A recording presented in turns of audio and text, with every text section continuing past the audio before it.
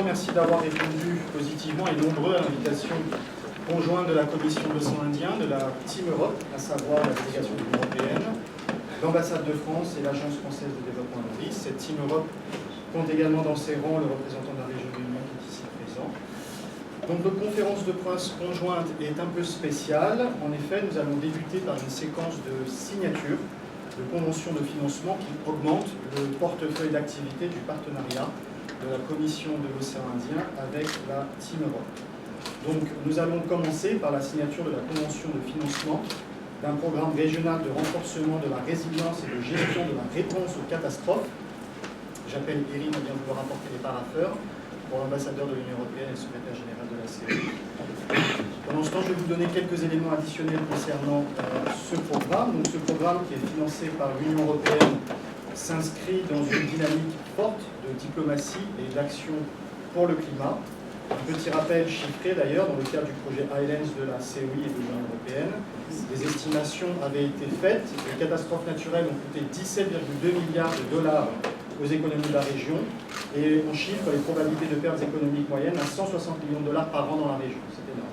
Il est donc important de renforcer les capacités de prévention et de gestion et ce projet sera conduit notamment en partenariat avec la Pierrois et nous avons les représentants de la Croix-Rouge mauricienne qui sont avec nous.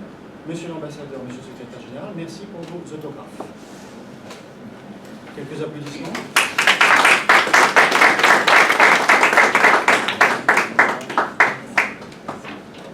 Deuxième étape de cette séquence de signature, nous allons passer à la signature de la convention de financement d'un autre programme, cette fois-ci sur la paix, la stabilité et la gouvernance, avec Madame l'ambassadrice de France qui sera témoin de cette signature, entre l'Agence française de développement représentée par son directeur et le secrétaire général de la CEI. J'ai le plaisir d'inviter Sunita à apporter les parapheurs. Donc c'est un nouveau projet qui visera à renforcer les institutions démocratiques de nos États membres, ainsi que les capacités des organisations de la société civile, entre autres, notamment pour l'observation des scrutins, et aussi les médias. Donc, nos partenaires de la presse seront également directement concernés par ce beau projet. Ce projet participera aussi au renforcement de la mission politique de la Commission de l'océan Indien, dont le rôle dans la gestion de crise a été souligné par la communauté internationale sur ces 15 dernières années, comme vous devez vous en rappeler.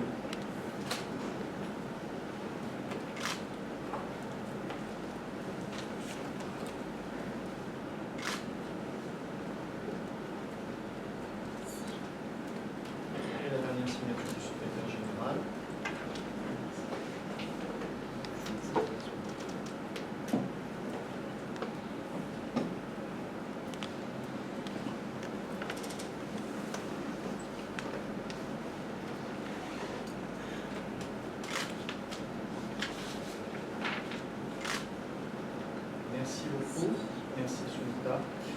Autre signature avec les mêmes signataires. Cette fois-ci, je demande à Amrita de Vervétu à nous rejoindre. Il s'agit d'une facilité d'amorçage, de préparation et de suivi de projet, la FAPS, comme on l'appelle au secrétariat et à l'AFD. C'est un outil qui est important pour conduire des études de faisabilité pour des projets, pour également mobiliser de l'expertise, et nous allons le faire notamment dans le cadre des études pour la relance économique post-Covid, suite à une demande de nos instances décisionnelles. Vous aurez plus de détails dans la suite de notre rencontre, qui sera donc le cœur de la rencontre, la conférence de presse. Vous aurez l'occasion d'avoir plus d'informations.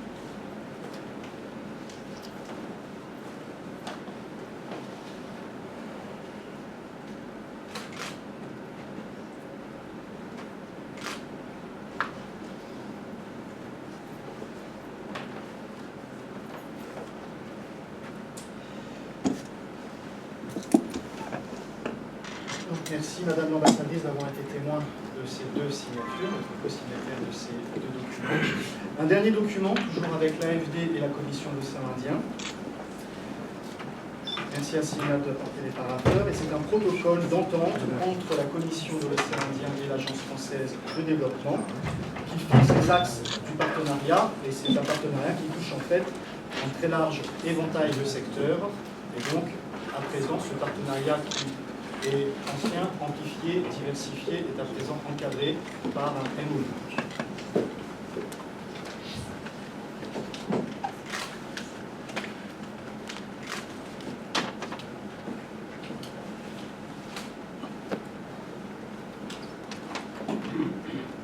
Alors, nous sommes très heureux, mesdames et messieurs les représentants des États membres, des membres observateurs, surtout nos amis de la presse, d'avoir répondu nombreux à l'invitation de la CEI. Je ne sais pas si on avait organisé une cérémonie de signature à proprement parler, si vous étiez tous venus, aussi nombreux. Donc, je pense que c'est la question qui entoure la conférence de presse, mais que vont-ils dire? Et de là amener à nous, c'est remarquable. Et c'est ce qui m'amène justement à passer la parole au secrétaire général de la commission l'Océanien qui pourra vous en dire davantage. Merci. Bien. Il faut parler fort. Il faut parler fort, ça suffit. Bien. Chers amis, chers collègues, messieurs, mesdames et messieurs de la presse, mesdames l'ambassadrice, merci. André, merci d'être là, monsieur l'ambassadeur de la délégation de l'Union européenne, merci. Vos excellences les ambassadeurs et les représentants des États membres. Je vous remercie tous d'être venus à cette conférence de presse conjointe de la CEI et de la Team Europe, représentée ici par l'ambassadeur de l'Union européenne, l'ambassadrice de France et les directeurs de l'Agence française de développement. Comme vous en avez été témoin, nous venons de signer les conventions qui inaugurent de nouveaux cycles de projets. Avec l'Union européenne, un projet sur le renforcement de la résilience et la gestion de la réponse aux catastrophes. Et avec l'Agence française de développement, un projet régional, paix, stabilité et gouvernance, ainsi qu'une nouvelle facilité d'amorçage, de préparation et de suivi de projets, ainsi qu'un MOU encadrant notre partenariat. Avec l'Union européenne, ce nouveau projet pour la prévention et la gestion des risques naturels, particulièrement important dans notre région, qui, comme vous le savez, est la troisième la plus à risque dans le monde, permettra de consolider les capacités nationales de réponse. C'est un sujet important. Les études de la Banque mondiale soulignent que pour $1 investi dans la prévention et les politiques publiques de protection, ce sont $4 qui sont économisés dans une situation de catastrophe avérée. L'Union européenne alloue un financement de plus de 6,6 millions d'euros à ce projet régional. Nous travaillerons en collaboration avec la Croix-Rouge et plus particulièrement la plateforme régionale d'intervention pour l'océan Indien, la PIROA. Cela permettra notamment de disposer de matériel prépositionné et de faciliter les réponses d'urgence. Avec l'AFD, je suis heureux que nous ayons signé un projet pour la paix, la stabilité et la gouvernance d'un montant de 8 millions d'euros sur 4 ans et demi. C'est une demande forte de nos États. Parmi les objectifs figure la mise en place d'un mécanisme régional de prévention des crises. Avec les institutions nationales, nous travaillerons au renforcement des processus électoraux et mobiliserons aussi la diplomatie parlementaire au travers de l'association des parlementaires des États membres de la CEI. Pour ce qui est de la facilité d'amorçage, de préparation et de suivi de projet, ce qu'on appelle chez nous la FAPS, l'AFD nous accompagne dans l'élaboration de nouvelles activités et la mise en œuvre de politiques publiques régionales. Il y aura au programme la faisabilité du projet sur les industries culturelles et créatives, l'élaboration d'un plan de relance régionale post-Covid, la mise en œuvre de la stratégie régionale de transition énergétique, ou encore un accompagnement technique pour la modernisation de la CEI. Nous avons aussi souhaité signer un MOU pour donner un cadre à notre partenariat avec l'AFD, qui est un partenaire de premier plan. Dans le cadre de ce protocole d'entente, la CEI et l'AFD pourront poursuivre une coopération importante sur les sujets du développement pour la région. Ce protocole d'entente pourra aussi accompagner la modernisation de la CEI en complément du soutien apporté par l'Union européenne. Je pense notamment à une vision politique à long terme de la région, éventuellement à l'horizon 2050, une vision politique qui serait proposée aux chefs d'État et de gouvernement. Je souhaite souligner que le partenariat de la CEI avec la Team Europe couvre l'entièreté des 17 objectifs de développement durable, c'est dire la variété de nos actions pour le développement des États membres. Cette année 2021, dont les prochains resteront sans doute marquée par la Covid-19 et ses effets, doit poser les jalons d'une relance régionale. Le secrétariat général de la COI, qui exécute les décisions des États membres, se réjouit de pouvoir compter sur ses partenaires de la Team Europe dans une année qui doit aussi être celle d'un agenda pour la biodiversité et le climat. Nos grandes activités de l'année seront en phase avec la dynamique lancée par le One Planet Summit du mois dernier et dans la perspective de la COP26 sur le climat et du sommet mondial sur la biodiversité. Je pense notamment au démarrage des activités des projets que nous avons signés et aussi des projets Exploire contre la pollution marine plastique et RECOS de gestion durable et de résilience de littoraux avec l'AFD. Ou encore avec l'Union européenne, les projets GCA+, pour la diplomatie climatique des îles d'Afrique, et GMES et Africa, pour la diffusion des technologies d'observation de la Terre, au bénéfice du suivi côtier, de la santé ou encore de la pêche. Je profite également de cette occasion pour redire l'importance que nous accordons à l'action en santé publique dans une période charnière entre nouvelles flambées et déploiement graduel des campagnes de vaccination. Avec l'AFD et l'Union européenne, nous suivons de près la situation. Notre unité de veille sanitaire et notre réseau Segan One Health, qu'elle coordonne, sont mobilisés et en lien constant avec les administrations de santé des États membres. Je rappelle que nous avons pu doter en équipements de protection et matériels médicaux nos États membres grâce à un soutien important de l'Agence française de développement. Il reste encore des matériels qui devront être livrés rapidement. Nous évaluons aussi les possibilités de mettre en œuvre un troisième plan d'aide. Un dernier mot pour vous annoncer la tenue prochaine du 35e Conseil des ministres de la COI. Nous y présenterons les résultats de notre action collective et nous devrions y adopter de nouveaux textes pour l'organisation et débattre des possibilités d'appui contre la Covid-19 et ses effets. Ce sont des priorités de la présidence comorienne du Conseil des ministres. À l'issue de ce Conseil, les Comores passeront le flambeau de la présidence à la France, qui fait de la diplomatie environnementale un axe fort de sa politique étrangère. D'ailleurs, la France prendra aussi la présidence de l'Union européenne au premier semestre 2022. Je vous remercie et je cède la parole à M. l'ambassadeur de guerre. Cette conférence de presse, Madame l'ambassadeur de France, Monsieur l'ambassadeur et représentant des États membres de la CEI, Monsieur le directeur de l'Agence française de développement, Monsieur le représentant de la région Réunion et ainsi on a fait le tour de la Team Europe, comme bien tout à l'heure. Mesdames et Messieurs les représentants du personnel de la commission de l'océan Indien, Mesdames et Messieurs les membres de la presse, chers invités. Alors, je crois, comme tout a été dit par le secrétaire général, je vais être assez bref dans mon intervention, mais j'aimerais quand même faire 2 ou 3 observations à caractère général. D'abord, nous avons achevé l'année 2020, qui a été une année, je crois, très fructueuse au niveau de la coopération entre l'Union européenne et la Commission de l'océan Indien, puisque, regardons les chiffres, c'est 3 projets importants que nous avons signés l'an dernier pour un montant de plus de 33 millions d'euros, donc 1,6 milliard de roupies. Donc c'est un engagement effectivement très important que nous avons pris avec la Commission de l'océan Indien sur des thématiques qui nous paraissaient essentielles et qui vont être mises en œuvre dans les jours et les mois à venir. C'est la sécurité alimentaire. Quand on voit la situation aujourd'hui à Madagascar en particulier, l'ambassadeur, on sait qu'il y a des difficultés majeures qui existent du fait de la sécheresse aujourd'hui dans le pays. Donc c'est après un vrai défi qui est posé de ce point de vue-là.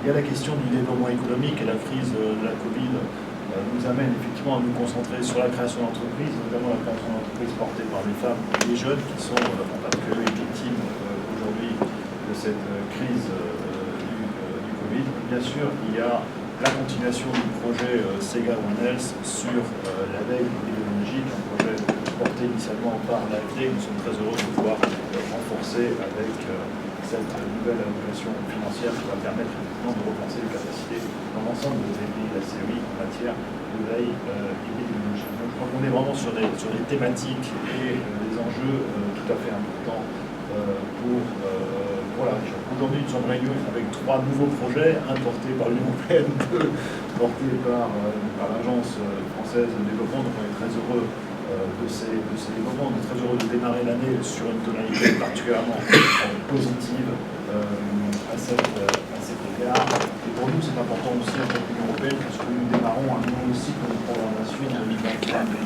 2021-2027, on se place sous de bons augures de ce point de vue. Notre projet, juste pour en dire 2 mots sur effectivement la préparation aux catastrophes, la gestion des risques, des désastres. C'est un projet qui me tient personnellement, je crois, beaucoup à cœur.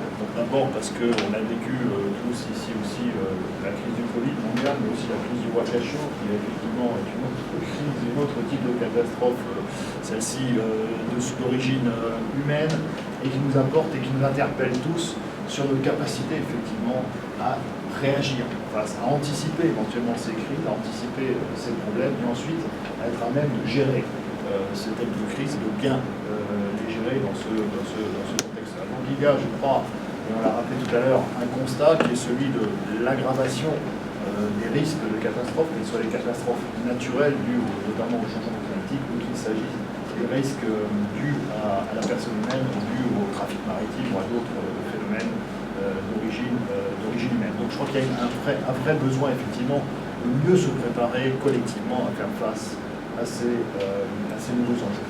Les conséquences, on l'a rappelé aussi, sont souvent extrêmement graves et de plus en plus graves. J'ai vécu dans un pays, avant de venir à Maurice, qui s'appelle Haïti, qui a été frappé en 2010 par un tremblement de terre, que vous connaissez tous, et qui a fait un impact de 120% du PIB du pays et 150 du Nord dans le pays. Donc la préparation à ce type de risque est évidemment extrêmement important, et donc il faut y consacrer beaucoup d'énergie de notre point de vue. Deuxième constat que j'aimerais faire aussi, c'est que souvent ce sont les pays les plus fragiles qui sont les plus exposés. Une enquête du PNUD nous révèle en effet qu'aujourd'hui 98% des personnes touchées par les catastrophes naturelles ou qui meurent de catastrophes naturelles se trouvent précisément dans les pays les plus fragiles de la planète. Donc il y a une certaine inégalité qui existe, si je puis dire, face aux dangers, face aux risques des catastrophes. Alors par rapport à ça, qu'est-ce que nous devons faire, sur quoi nous devons nous engager? D'abord, mettre en place des systèmes visant à réduire, autant que faire se peut, ces risques, c'est-à-dire d'anticiper. Le secrétaire général l'a rappelé tout à l'heure, investir 1 euro dans la préparation, c'est gagner 4 euros sur le traitement de la catastrophe lorsqu'elle va arriver, lorsqu'elle va frapper. Mieux se préparer, mieux anticiper, c'est important. Quand on doit avoir des systèmes de détection, il faut que les radars fonctionnent, il faut que les communications avec les bateaux puissent s'établir et se mettre en place. On ne peut pas laisser les outils être là et ne pas être opérationnel, ne pas être exploitable lorsque la catastrophe arrive. Il est trop tard, et là il faut donc mieux se préparer par rapport à ces défis-là. Deuxième, pour mieux se préparer sur le plan des outils.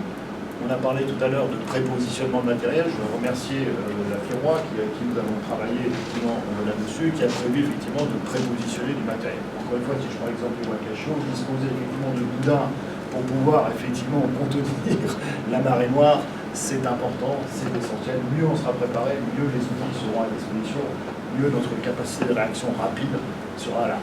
J'ajoute un point cependant d'expérience. Je peux vous dire qu'il ne suffit pas d'avoir des stocks prépositionnés, il faut gérer les stocks. Il faut que les stocks soient à jour, qu'ils soient accessibles, qu'ils soient entretenus, etc., etc. Donc il faut une responsabilité également dans non seulement la mise à disposition des stocks, mais certainement la gestion des stocks elle aussi. Ensuite, il faut se préparer. Je reprends l'exemple d'Haïti, pour avoir vécu là-bas et pour avoir géré une crise, un cyclone qui n'a fait, lui, que, entre guillemets, 600 morts à cette époque. On fait parfois des découvertes. Juste pour une petite anecdote de ma part, c'est que à l'occasion de cette catastrophe, le cyclone Matthew en 2018, on a découvert une chose que je pensais connaître depuis longtemps, c'est que Haïti était une île. comme Maurice. Alors je dis ça sur le ton de la plaisanterie parce que cet ouragan a détruit un des ponts qui reliait la capitale au sud de l'île. Et évidemment, plus de moyens de communication, plus moyen d'acheminer les secours vers la partie sud de l'île. Et c'est là qu'on s'est dit, mais si on ne peut pas y aller en camion, puisque les camions étaient bloqués, on aurait peut-être pu y aller en bateau. Oui, encore fallait-il avoir des bateaux, avoir prévu effectivement d'avoir ces bateaux, de pouvoir beacher avec les bateaux sur les côtes sud du pays pour pouvoir apporter de l'aide. Malheureusement, les populations ont souvent dû attendre 10 jours, 12 jours avant de voir arriver les premiers secours dans ce contexte-là. Voilà, on a dû faire venir des bateaux de Colombie et puis d'Aruba avec des bateaux néerlandais pour permettre effectivement de gérer cette crise à ce moment-là. Donc, tout ce travail de préparation et de réflexion des différents scénarios qu'il faut mettre en place par rapport aux différents risques, c'est un travail qui est essentiel, qui est important et qu'il faut mener.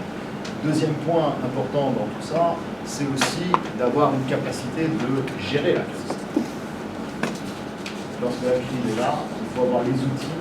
D'abord les outils, je dirais, d'évaluation, mais aussi les outils de décision. Il faut qu'il y ait un poste de commandement unique dans la gestion de la crise qui va pouvoir effectivement répondre à l'ensemble de la gestion de la procédure de crise. Mettre en place ce type d'outils, ce type de capacité de gestion et de réaction est, à mon sens, tout à fait fondamental. Je salue en effet l'engagement des États membres de la CEI et la CEI qui va coordonner l'ensemble de cet exercice pour justement mieux aider effectivement les différents pays de la région à se préparer à ce type de catastrophe. Encore une fois, avec le changement climatique, nous savons tous que ce type d'incidents vont se multiplier, vont être plus fréquents et d'une intensité plus forte.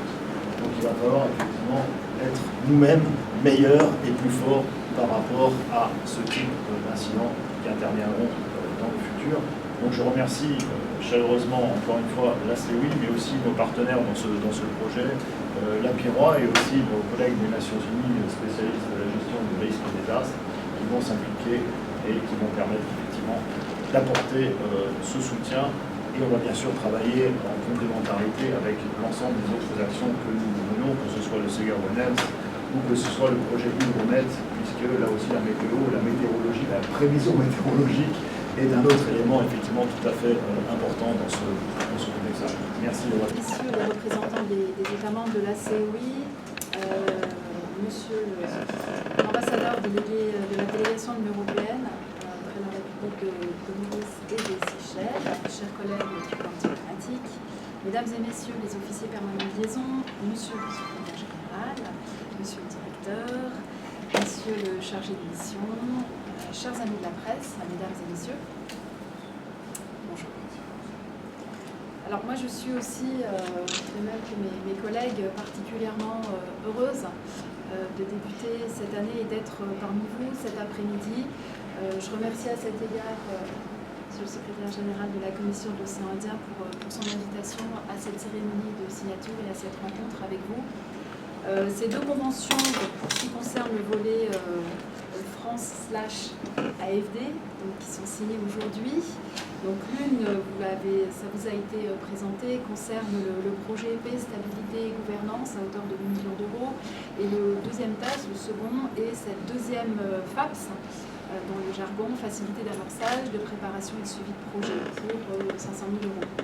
Et ces deux textes, à leur manière, témoignent une nouvelle fois du partenariat durable entre la France et la Commission de l'océan Indien. Alors vous le savez, la France est depuis près de 40 ans, presque, bientôt, membre de la Commission de l'océan Indien, structure qui avait été créée en 1984 à l'initiative de Maurice et que la France, au titre de la Réunion, a rejoint 2 ans plus tard, aux côtés des Comores, de Madagascar, de Maurice et des Seychelles. Alors la présence de la France dans cette région sud-ouest de l'océan Indien, c'est une présence humaine, bien sûr, avec la proximité de la Réunion. Je salue le représentant ici à Maurice. Mais c'est aussi une présence qui est historique, culturelle, économique, environnementale. On a déjà parlé d'actions de préservation qui sont faites pour la biodiversité, également de coopération avec les États de la région sur l'économie bleue. Et c'est aussi une présence en matière de sécurité-défense, concept assez large, qui regroupe différents aspects, la sécurisation des routes maritimes. Il y a à La Réunion cette présence des forces armées de la zone sud, de l'océan Indien, de FASOG, c'est un exemple. Et en matière de paix et de sécurité, les défis sont communs. Et la France trouve son rôle en la matière à travers des actions de conseil, des actions de formation, de partage de savoir-faire, d'expertise, de soutien à la coopération régionale et qui sont ciblées sur des domaines par exemple que sont la cybersécurité ou aussi la lutte contre la piraterie maritime. Et tout cela en lien aussi, en résonance avec cette fameuse Team Europe, puisque des actions sont également menées par l'Union européenne dans ce secteur. Alors, face à la montée de plusieurs défis globaux et face à la montée des tensions dans plusieurs parties du monde, il y a eu ce forum de Paris sur la paix qui a été organisé en 2018, initié par le président de la République Emmanuel Macron. Et c'est dans ce contexte général-là que nous sommes très heureux que la France puisse ainsi financer dans la région de l'océan Indien et à travers la Commission de l'océan Indien ce projet paix, stabilité et gouvernance. Alors c'est un projet, ça a été dit, je le rappelle, qui s'articule avec le programme stratégique du plan de développement stratégique 2018-2021 de la COI, qui a pour objet de contribuer à la création d'un espace indo-océanique stable et en paix, notamment par la stabilité politique, la gouvernance démocratique. Et c'est aussi un projet, c'est important de l'avoir à l'esprit, ça a été dit et je le rappelle, qui concerne les États membres et la Commission de l'océan Indien et qui répond à l'ODD 16, paix, justice et institutions efficaces, parce qu'il promeut notamment le dynamisme, l'ouverture, la participation, la représentation à plusieurs niveaux dans la prise de décision.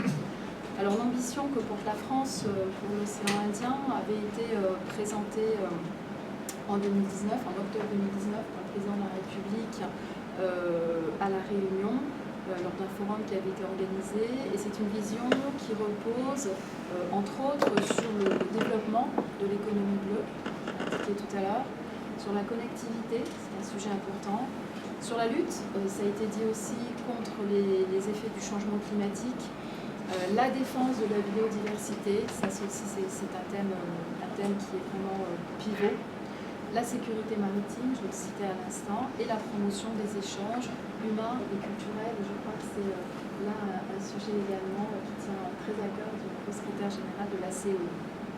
Donc la France, par le biais de l'Agence française de développement, soit-elle encore remerciée aujourd'hui, a déjà financé et financera encore plusieurs projets en lien avec ces thématiques que sont donc, je le rappelle, le climat, la santé et la biodiversité. Et donc nous signons aujourd'hui également, ça a été dit, cette fameuse FAPS, cette facilité d'amorçage, de préparation et de suivi de projet.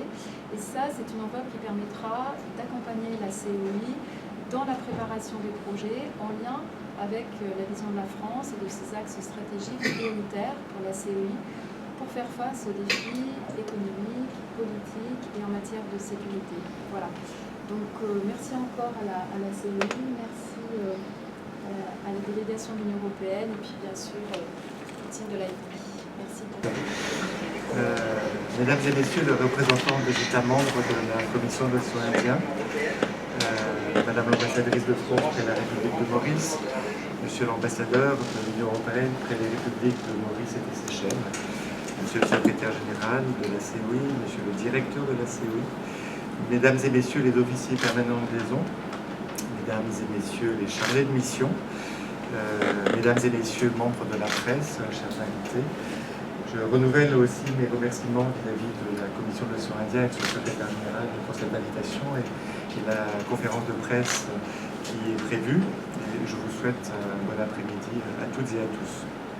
Comme vous pouvez l'imaginer, c'est avec beaucoup de plaisir que je suis là aujourd'hui pour représenter l'Agence française de développement et signer ces deux conventions de financement et ce protocole d'accord avec la Commission de l'océan Indien.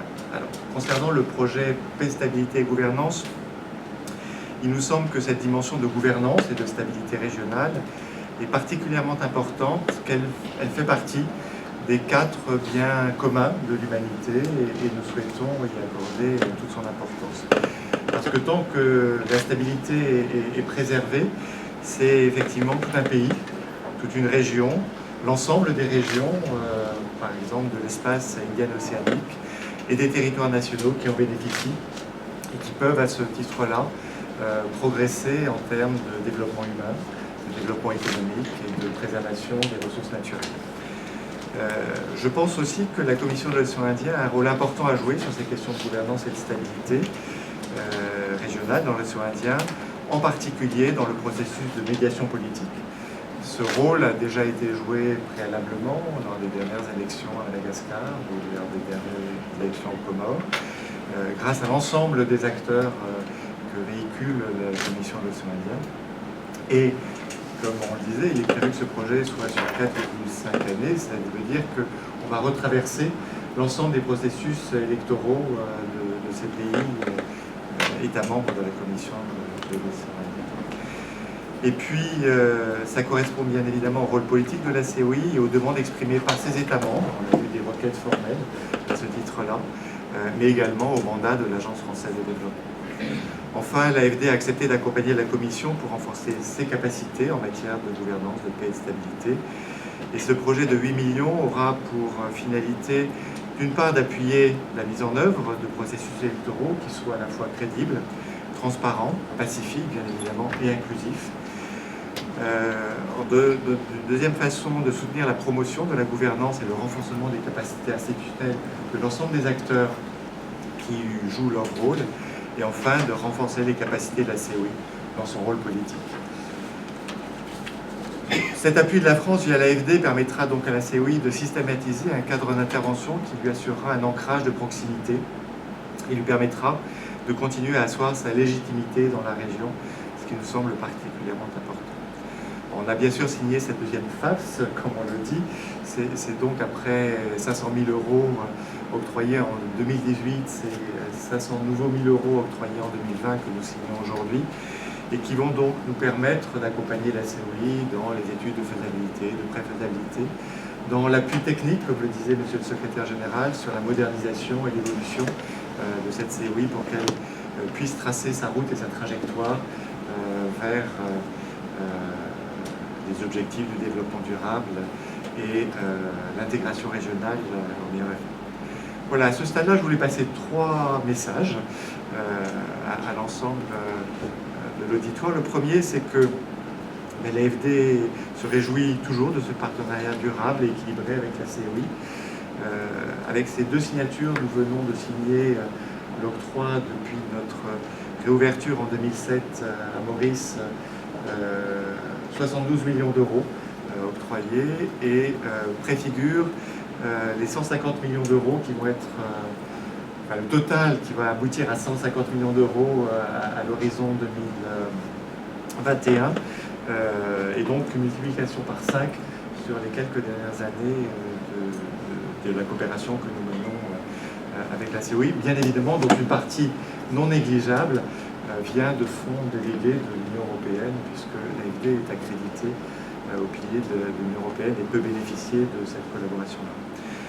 Le deuxième message, c'est qu'en termes de perspective, nous travaillons sur les questions de pandémie, notamment bien sûr la Covid-19, mais le démarrage avait commencé avec le chikungunya, la dengue et autres maladies émergentes. Nous travaillons bien sûr sur le changement climatique, au travers de l'intensification, de la lutte contre l'intensification de l'activité cyclonique. Nous travaillons sur les questions de biodiversité avec la lutte contre l'érosion de cette biodiversité.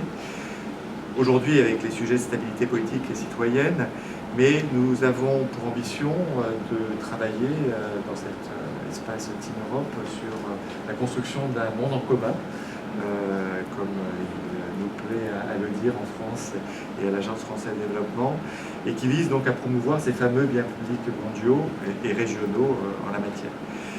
Et puis, pour relever ces défis communs, il nous semble important, comme on sait que le secrétaire général y est particulièrement sensible et que ça nous semble être un élément fondateur de cette intégration régionale, de travailler sur les sujets culturels entre les États membres de la COI, de promouvoir l'espace culturel indiano-océanique. Et sans doute que l'année 2021 verra l'aboutissement de la construction d'un projet qui financera des industries culturelles et créatives en la matière. Enfin, le troisième message, c'est le partenariat de la France au travers de l'AFD avec la Commission de l'océan Indien, aussi en collaboration avec l'Union européenne dans cet espace Team Europe que nous souhaitons promouvoir. Vincent de Gert a signalé sur les questions de pandémie.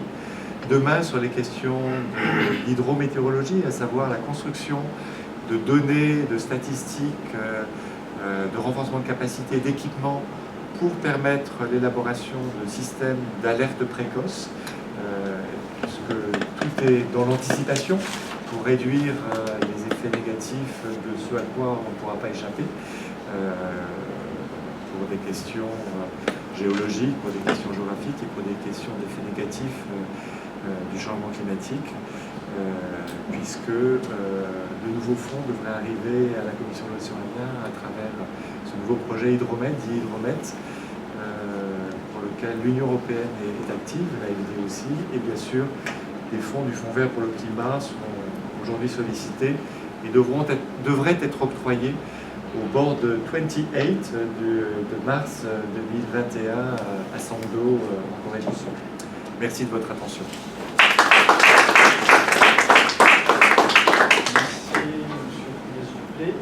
Alors, nous sommes arrivés au terme de cette deuxième séquence qui concernait les interventions de Mme l'ambassadrice, de M. l'ambassadeur, de M. le secrétaire général et de M. le directeur. C'est une conférence de presse, donc la parole est à vous, chers amis de la presse, si vous avez des questions. Mais également, nos autres invités, bien entendu, n'hésitez pas à prendre la parole si vous le souhaitez. Un éclaircissement, une question, une interrogation, une observation. Surtout, ne soyez pas timide. C'est la chasse à l'info. Ah, monsieur Jean-Marc Cochet, je te sens prêt à parler. Est-ce qu'on peut dire que, avec la pandémie, votre stratégie a dû... vous avez revu la stratégie de la population? C'est à moi. Oui. Alors, je dirais que la pandémie est quelque chose qui est inattendu. Donc, effectivement, il y a une activité quotidienne et comme vous avez pu le remarquer, notre approche vis-à-vis de ces activités et des objets qui sont concernés est une approche qui est globale. Il n'y a pas de tout a un effet sur tout. Et donc l'arrivée de la pandémie, je ne dirais pas c'est comme une boule dans un jeu de quilles, mais cela permet quand même de reprendre et de regarder peut-être avec un angle un petit peu différent un certain nombre d'objectifs. Mais cette pandémie, c'est quelque chose aussi qui fait partie des risques vraiment des risques de santé en l'occurrence, mais qui a des impacts sur l'ensemble des activités. Donc effectivement, cela bouge les lignes un peu partout, je dirais, mais cela ne change pas fondamentalement le chemin qui a été tracé. C'est-à-dire, on ajuste, on adapte, mais à aucun moment on va, enfin pas à aucun moment, on n'a pas changé fondamentalement la stratégie qui sont mises en place. Au contraire, on la renforce parce qu'on sait qu'il va falloir faire les choses différemment lorsqu'on considère par exemple l'activité économique, lorsqu'on regarde les effets de la biodiversité et puis comprendre aussi les causes de la pandémie. Cela vient aussi je dirais, de phénomènes holistiques et globaux. Donc, on ajuste. On fait peut-être un peu différemment, mais la stratégie et l'objectif qui est quand même d'améliorer le bien-être collectif de l'ensemble des populations des États membres de la COI et même d'un peu plus loin, fondamentalement reste la même. Les quatre intervenants ont parlé sur les processus électoraux. Oui. Pouvons-nous en savoir davantage sur ces processus électoraux que les quatre intervenants ont parlé? Les processus électoraux sont ceux des États membres. D'accord.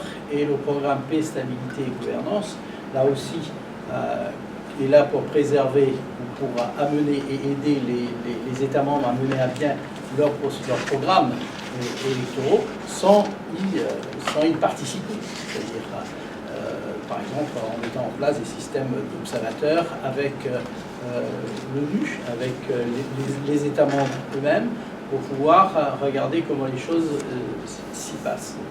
En même temps, paix, gouvernance et stabilité, processus électoraux, on peut aussi l'associer aux risques. Ce sont les risques systémiques que l'on observe dans les populations. Rien qu'avant-hier, si je regarde du côté de Myanmar, il y a eu un coup d'État qui a arrêté un mouvement de processus démocratique. Alors, ce qui s'est fait jusqu'à maintenant, c'était à Madagascar et aux Comores, où, à la demande des États, la COI a organisé les médiations d'abord, et aussi la mise en place d'observateurs. Alors, cela ne se fait pas tout seul non plus, puisque nous avons eu, il n'y a pas très longtemps, une demande des Seychelles pour les élections aux Seychelles, et nous nous sommes aperçus que nous ne pouvons pas envoyer globalement des observateurs en nombre suffisant pour observer ce processus électoral, mais en travaillant avec les autres États membres, les ambassades, etc., nous avons vu aussi que ce processus électoral s'est passé dans de bonnes conditions. Donc les processus électoraux, c'est l'affaire des États membres, d'accord ? Et nous sommes là effectivement à leur demande d'y venir, soit pour y mettre des observateurs, soit pour former des observateurs, soit pour faire des médiations lorsque cela est nécessaire, mais en aucun cas ces processus ne sont neutres. Merci. Je voudrais juste rebondir sur la première question qui a été posée tout à l'heure et compléter peut-être ce que dit le secrétaire général.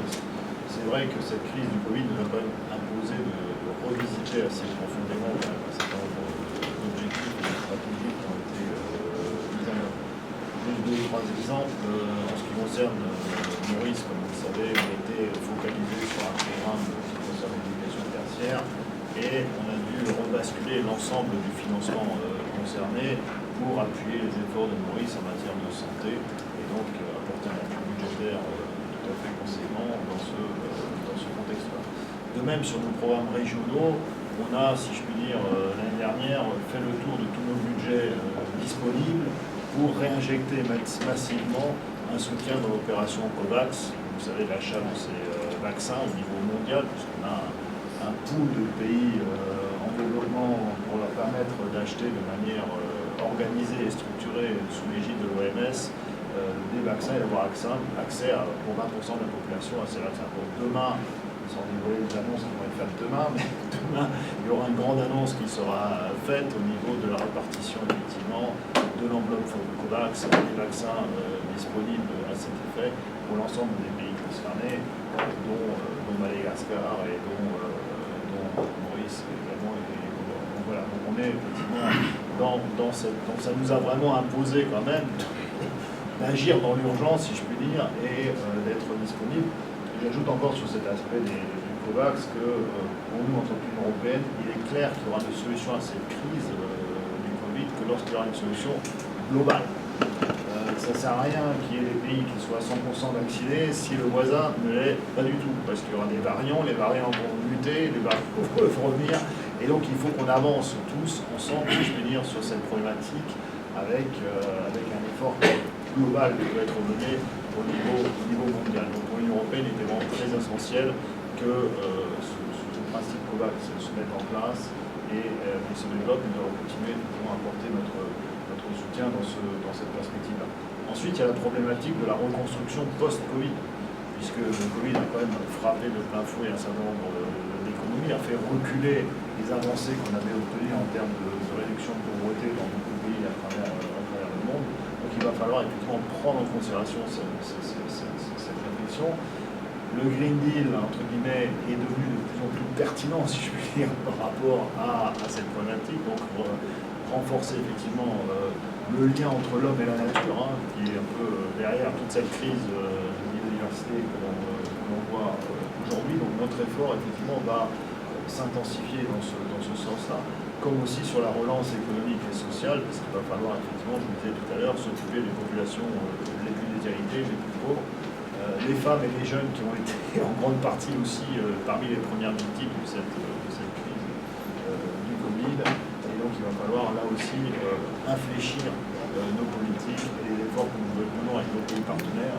Les pays de la CEI sont évidemment nos partenaires privilégiés pour ce ça ici, pour effectivement essayer de redresser la tête après cette catastrophe et aussi faire de la prévention pour éviter qu'on soit confronté à d'autres phénomènes similaires à l'avenir. En tout cas, essayer de mieux se préparer. Je parlais de gestion de risques et désastres tout à l'heure. Voilà, il faut se préparer à d'autres catastrophes de ce type. Un complément de l'AFD.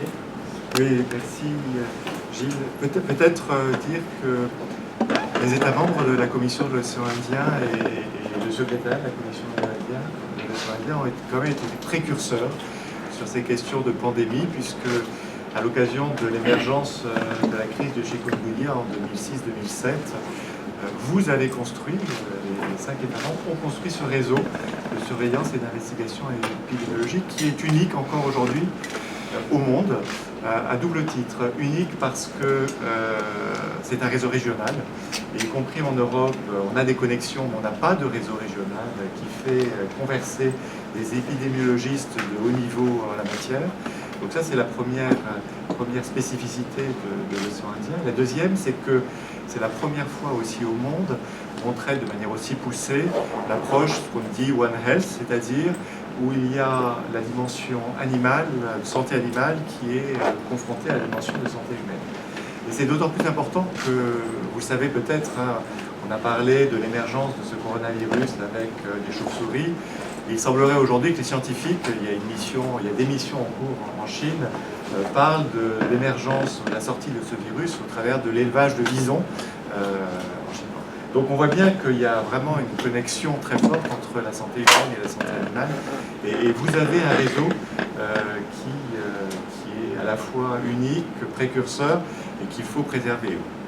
À tel point que vous avez décidé de signer une charte en 2017 ou en 2018 pour construire sa gouvernance et sa durabilité pour ce réseau, et donc félicitations à ce titre-là.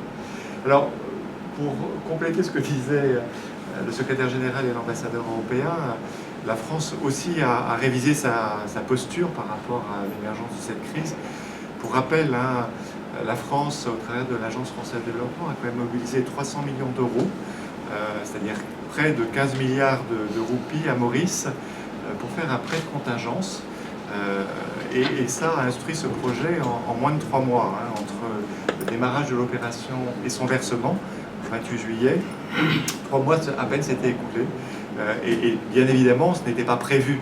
Alors, nous avions anticipé la possibilité, avec la Banque mondiale, d'instruire un prêt de contingence lié à l'émergence de catastrophes naturelles, mais on a dû accélérer la chose liée à cette idée. Et puis, comme vous le savez peut-être, l'Union européenne a mobilisé 9 350 000 euros pour ce réseau, et la France, au travers de l'AFD, a mobilisé aussi un top-up de 2 millions d'euros pour additionner aux 8 qui étaient déjà en cours, pour faire 10 millions d'euros et pour conforter. Donc, bien évidemment, les bailleurs de fonds, les partenaires des États membres de la COI et par le monde ont dû changer un peu, non pas leur fusil d'épaule, mais leurs priorités dans l'année suite à cette pandémie. Une question qui adresse avec la COI. On voudrait savoir, est-ce que la COI et les pays de la SADC il y a une coopération? Est-ce que La COI, les pays de la SADC, South African Development Community. Alors, je dirais que pour l'instant, nous sommes informés, nous nous informons de ce qui se fait avec la SADC et même avec la COMESA, et par le biais d'autres organisations, mais on travaille pour que nous soyons, et aussi avec l'AIORA, observateurs de ces organisations. Ce qui nous intéresse, et je pense que ce qu'il nous faut, c'est aller vers ce multilatéralisme en réseau. Il y a une question qui s'adresse à M. AFD. Le représentant d'AFD a parlé de l'alerte précoce et des équipements en catastrophe naturelle. Pouvons savoir de quoi il s'agit exactement, l'alerte précoce et concernant les équipements et tout, en des pays membres.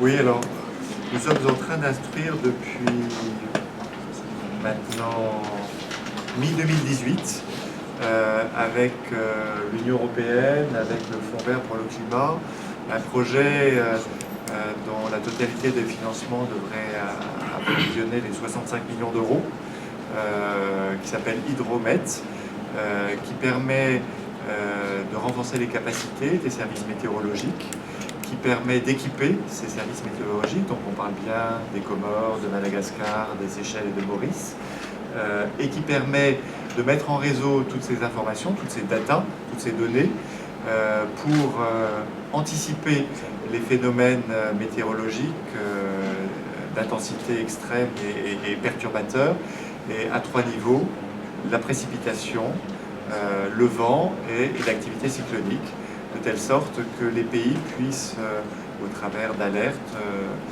anticiper. Bien évidemment, ce projet a pour objet aussi de former les institutions nationales à anticiper les réactions et à se mettre en bataille, en ordre de bataille dès qu'on annonce d'événements cycloniques, de précipitations extrêmes, de flash floods ou de vents trop importants. Voilà, donc ce projet a déjà été octroyé par l'Union européenne et par l'Agence française de développement et comme je le disais, va passer au conseil d'administration du Fonds vert à Songdo, en Corée du Sud, entre le 16 et le 18 mars de cette année. C'est ça le projet d'anticipation.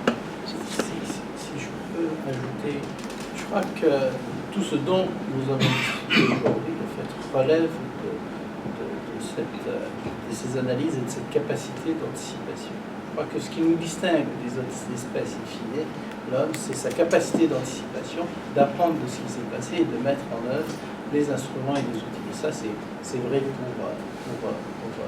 Hydromet, parce qu'il ne faut quand même pas oublier que nous avons été capables de faire beaucoup des choses plus importantes. Rappelez-vous de la couche d'ozone, d'accord, qui à l'époque était une vraie menace, et que l'action humaine a réussi finalement à la réduire de façon significative, et que cette menace, en tout cas, même si elle persiste, nous savons au moins maintenant comment la traiter.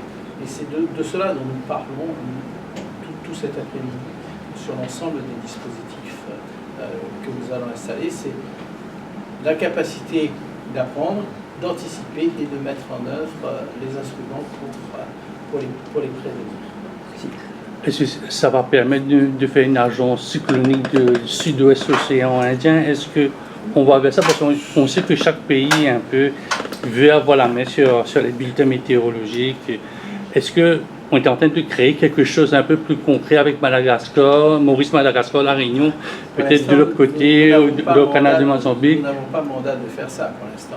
Mais il est vrai que cette coopération au niveau des instruments est absolument nécessaire, puisque les pays, les États membres sont ce qu'ils sont, c'est-à-dire ce sont des puissants États, mais qui restent quand même petits, qui n'ont pas forcément la capacité de mettre en place des instruments de cette importance, et aussi de les faire fonctionner avec les personnels adéquats, où il faut là aussi mettre en place des systèmes de formation. Mais depuis que je suis tout petit, quand j'étais à La Réunion, je savais quand un cyclone arrivait à La Réunion, parce qu'il était passé par Maurice, Cela étant, en complément, il faut savoir que tous les ans, il y a la Soyokov qui est organisée, qui est en fait la conférence des services météorologiques de la région et qui couvre aussi les pays d'Afrique australe. Et donc la COI soutient, avec l'AFD notamment, Météo France, soutient ces consultations annuelles, ce qui permet d'avoir ces prévisions de la saison cyclonique chaque année. Donc ils se sont rencontrés il y a quelques mois.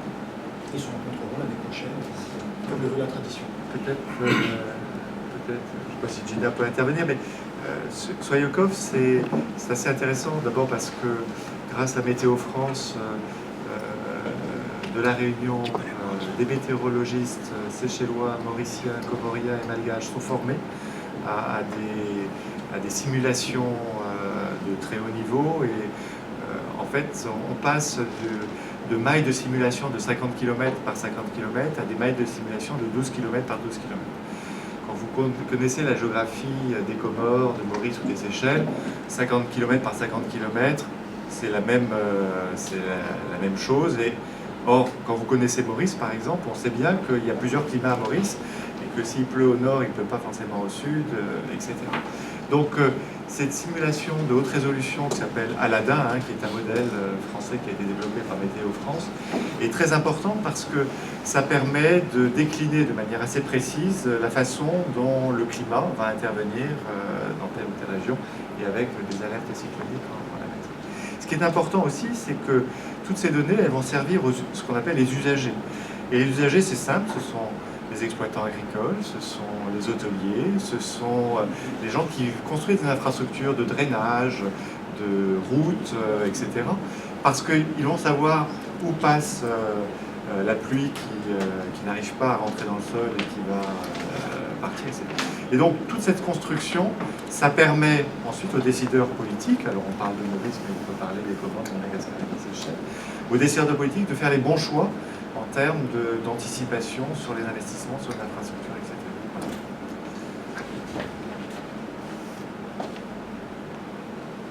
Jean Combi, on a déjà cité. J'ai deux petites questions. Première, pour vous avez expliqué procéder pour nous accompagner pour la nouvelle vision politique de la CEI à l'horizon 2050. Est-ce que vous avez des précisions sur cette vision, notamment sur l'évolution des statuts? Oui, il y a tout ça, mais ce n'est pas l'ordre du jour. Nous travaillons. Nous avons des réunions assez rapidement d'ici dans la semaine prochaine. Et les choses vont se préciser au fil du temps. Donc, à un moment donné, on en parlera. Mais nous y travaillons, et intensément. La seconde, pour monsieur l'ambassadeur de l'Union européenne, vous avez parlé donc de votre programme 2021-2027. Dans ce programme, quels sont les relations, les partenariats, les nouveaux partenariats à venir avec la CEI?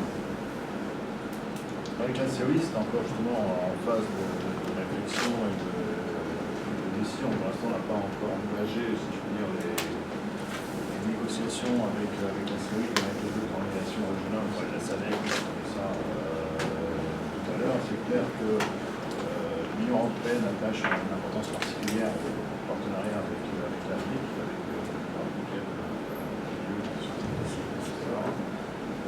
nos priorités, comme vous le savez, sont le Green Deal, très clairement, mais ce qui concerne cette question-là. Il y a des questions importantes aussi, la création d'emplois et la CEI est importante. La question de communication fait partie aussi des grandes priorités habituelles qu'on retrouve. Le digital est un domaine qui frappe plus de tout le monde, qui est dans nos vies quotidiennes aussi, qui fera partie des grandes priorités. Et puis, j'en ajoute un certain nombre qui sont peut-être un peu moins habituelles ou moins fréquentes. Il y a malheureusement la question de la paix et de la stabilité, on en a parlé ici tout à l'heure, mais aussi, c'est aussi des missions de paix et de stabilité, qu'elles soient civiles ou militaires, qui peuvent. On vient justement là de renouveler le mandat de notre force Atalanta large des côtes somaliennes. Donc là, c'est clair qu'on a renouvelé pour 2 ans. On a ajouté à la piraterie, on a ajouté 2 volets. Un volet sur la lutte contre le trafic d'armes et un volet sur la lutte contre le trafic de drogue, qui sont des fléaux évidemment en croissance importante dans la région. Donc ça fait partie des nouvelles priorités effectivement qui viennent renforcer. Il y a une autre priorité importante, alors qui concerne peut-être moins les États de la CEI, mais c'est la question de la migration. Évidemment, c'est un thème central pour l'Union européenne aujourd'hui. Et nous devons travailler avec les pays d'origine, les pays de transit, les destinations évidemment sur cette question-là pour voir comment est-ce qu'on peut mieux gérer collectivement ces problématiques. Ça peut aussi concerner les réadmissions sur des questions qui font partie du débat. Je dirais que les discussions qui traditionnellement étaient centrées sur l'aide au développement traditionnel, aujourd'hui elles se couvrent l'éventail de sujets beaucoup plus vaste du fait de ce partenariat évolutif dans lequel nous sommes. Mais comme je disais là, on a une communauté de destin qui prend entre l'Afrique et l'Europe, parce que ça, vous avez une chose. Et donc, nous voulons pouvoir dialoguer avec l'ensemble de nos partenaires de ces problématiques.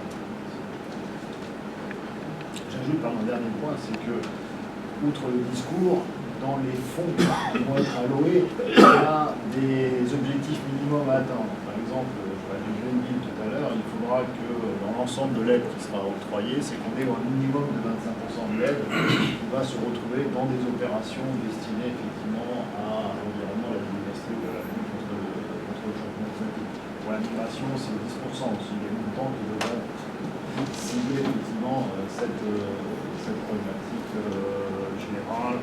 L'éducation, c'est au minimum 10% aussi, les aspects de création d'emploi et développement social, 5%. Voilà. On fixe des objectifs qui sont, quand on va reconstituer l'ensemble des programmes qu'on aura négociés avec les pays partenaires, on va se retrouver dans ces fourchettes, si je puis dire. Donc c'est pas simplement des mots, mais derrière ces mots, il y a des objectifs quantifiés qui vont être Merci, monsieur l'ambassadeur. Une dernière réaction, question.